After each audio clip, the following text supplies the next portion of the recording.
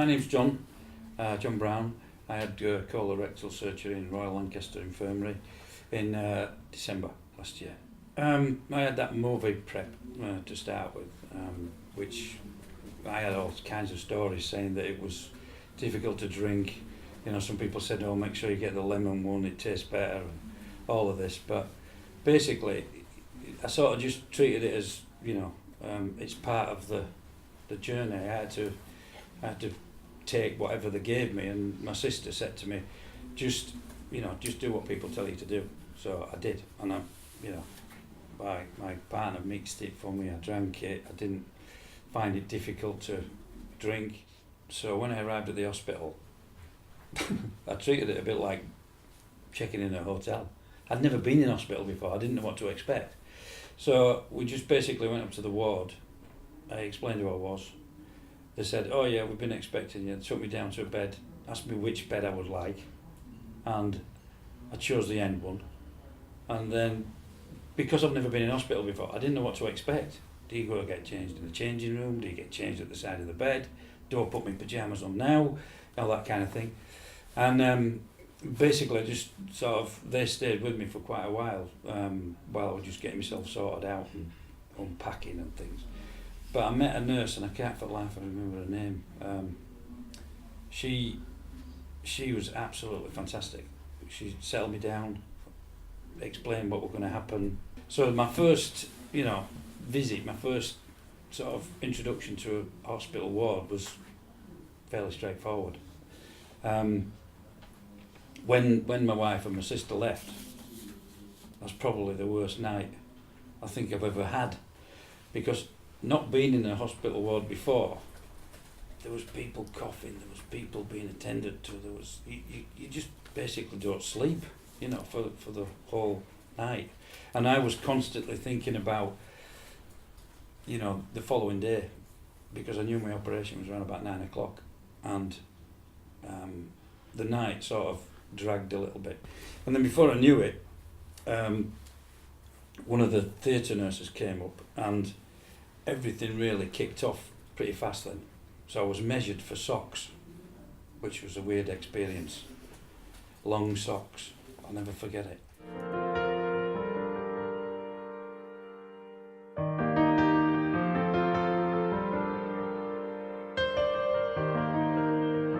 Weird.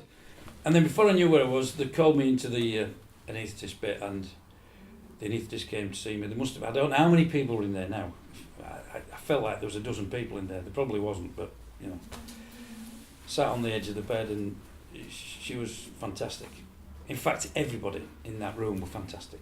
They knew how I felt. They knew that it was my first time. They were very, very kind, very calming, everything. And she said to me, "You told my anaesthetist you don't want an epidural." I said, "No, I don't want one." She said, "You won't feel a thing. I can guarantee you won't feel a thing. You'll be looking at me, you won't feel a thing." And I just trusted her, and that was it. And I didn't. It was exactly as she said.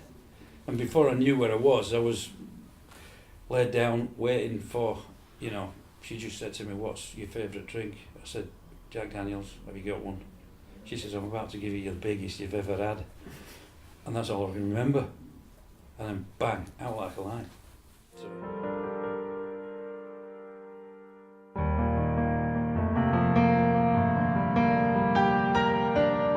I woke up, and all I could do, I put my hands underneath the blanket, and I was feeling down the sides. Have I got a bag? Is there a bag there? And there wasn't. And then I spotted Mr. Raymond, the consultant. He was stood at the end, and he just said, "There isn't one. But I've taken a good section." I just said, "Did you get it all? Did you get everything?" And he said, "Yeah, I've got everything. Be fine." Didn't have any pain, no nausea, no nothing really, just exceptionally tired. It sounds a bit weird, but I felt really good. I felt great because I'd got over it. I'd sort of had this operation, didn't realise the importance of it, but I'd had an operation, first ever, and come through it and sort of felt good. In fact, I even did a selfie with me like that and sent it to a couple of my mates, because I said, I'm out. made it. It wasn't as grim and as gruesome as they'd sort of made out, because one of the things that they'd said to me was that after the second day I will probably have a lot of pain and won't be able to move. But in actual fact, I didn't have that. I mean, in the second day, I was out of bed. You sort of got to make yourself, nobody comes to you and say, you should get out and do whatever. I had to sort of make myself do it. But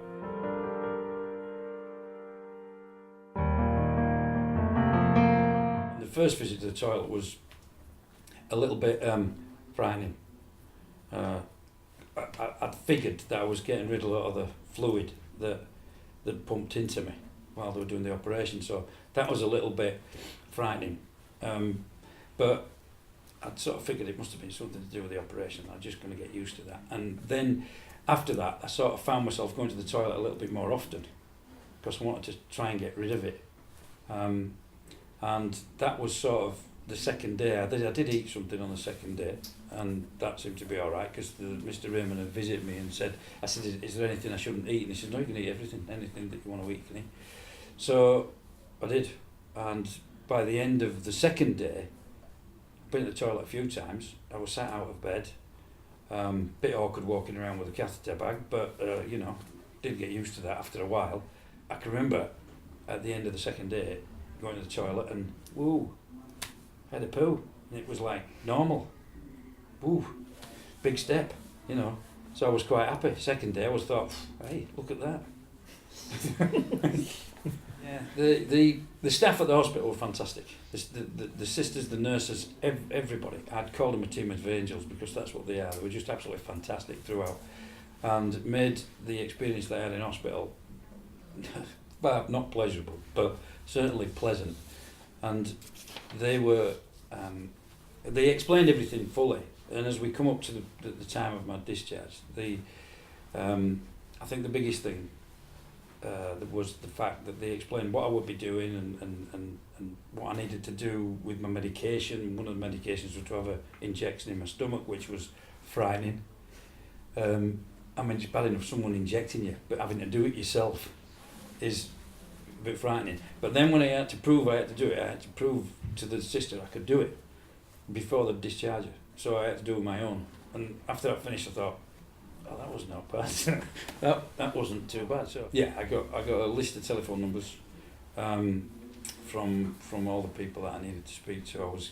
Any support I needed. They even said, if you feel like you need to come back to the hospital, don't even ring. Just turn up, come to the ward, and we'll sort you out. But I sort of put myself on a bit of a treadmill to get through that fairly fast.